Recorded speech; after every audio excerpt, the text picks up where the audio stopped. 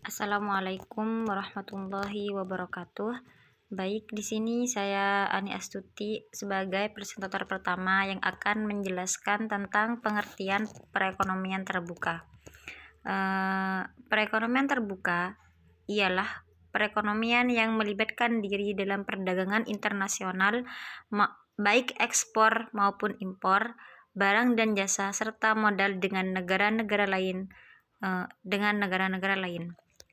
Perekonomian terbuka merupakan suatu perekonomian yang berinteraksi secara bebas dengan perekonomian negara lain. Pada sistem ekonomi terbuka, terdapat kemungkinan dari produsen untuk melakukan kegiatan ekspor barang dan produk dagangan dengan tujuan pasar-pasar di negara lain, atau sebaliknya melakukan kegiatan impor atas bahan mentah dan bahan penolong serta mesin atau barang jadi dari luar negeri. Misalnya, ketika kita ingin mengekspor barang dari luar, misalnya kendaraan, di mana Indonesia tidak bisa menciptakan kendaraan seperti motor, sepeda, dan disitulah kita mendatangkan barang tersebut ke Indonesia. Demikian mungkin yang saya dapat jelaskan, kurang lebihnya mohon maaf. Wassalamualaikum warahmatullahi wabarakatuh. Assalamualaikum warahmatullahi wabarakatuh. Perkenalkan, nama saya Hema Malinda, nomor absen 22.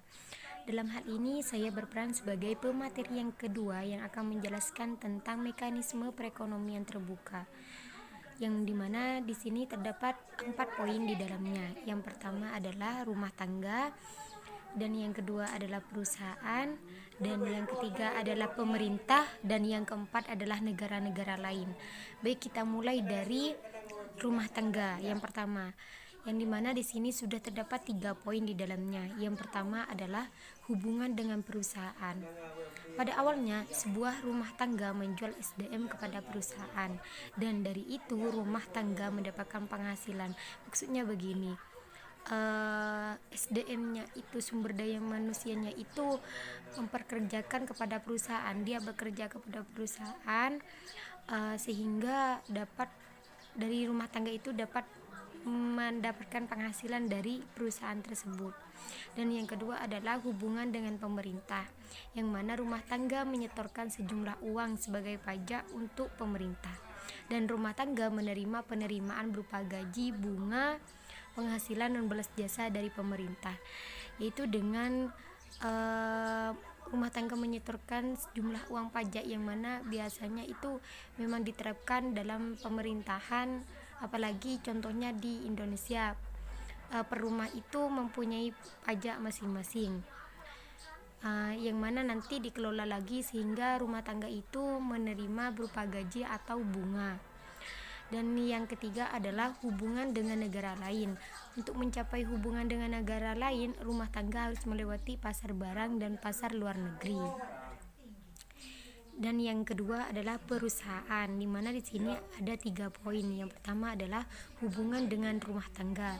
Perusahaan menghasilkan produk berupa uang dan barang jasa yang dikonsumsi oleh masyarakat, yang dimana dalam perusahaan itu dapat menghasilkan suatu produk yang mana itu berupa uang, dan uang itu bisa dijadikan jasa oleh masyarakat sebagai alat untuk membeli perlengkapannya atau dijadikan konsumsi dalam masyarakat.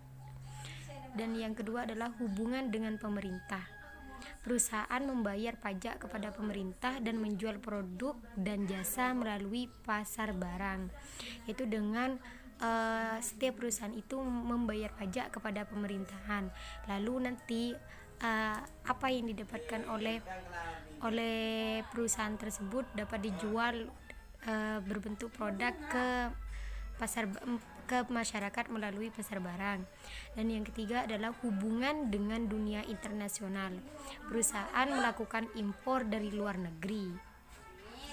Dan yang ketiga adalah pemerintahan, di mana di sini ada 2 dua poin di dalamnya, yaitu yang pertama adalah hubungan dengan rumah tangga, di mana ketiga adalah hubungan dengan dunia internasional. Perusahaan melakukan impor dari luar negeri. Dan yang ketiga adalah pemerintahan, di mana di sini ada dua poin di dalamnya, yaitu yang pertama adalah hubungan dengan rumah tangga, di mana pemerintahan menerima setoran pajak untuk kebutuhan operasional, pembangunan, dan lain-lain untuk membangun negara.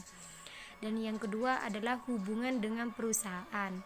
Pemerintah mendapatkan penerimaan pajak dan juga membeli produk dari perusahaan. Dan yang keempat adalah negara-negara lain, di mana di sini ada dua komponen, yaitu yang pertama hubungan dengan rumah tangga. Negara-negara lain menyediakan barang dan jasa untuk kepentingan rumah tangga yang dilakukan di pasar luar negeri.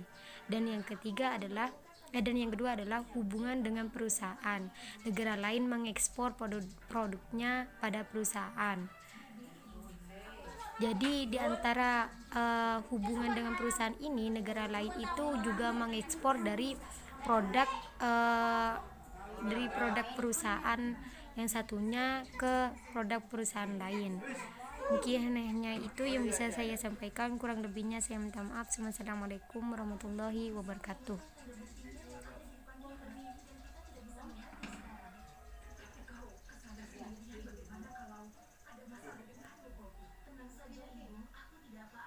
Assalamualaikum warahmatullahi taala wabarakatuh. Perkenalkan, nama saya Madinatul Munawwaroh. Saya di sini akan menjelaskan tentang perekonomian terbuka, ekspor dan impor. Ekspor adalah barang dan jasa yang diproduksi di dalam negeri untuk dijual ke luar negeri. Sedangkan impor barang dan jasa yang diproduksi dari luar negeri untuk dijual ke dalam negeri. Ketika Hyundai produsen mobil Korea Selatan merakit mobil dan menjualnya ke Indonesia, maka penjual disebut ekspor bagi Korea Selatan dan disebut impor bagi Indonesia. Dari sejumlah produk yang dihasilkan oleh suatu negara, maka hal ini juga akan meningkatkan pendapatan nasional negara tersebut.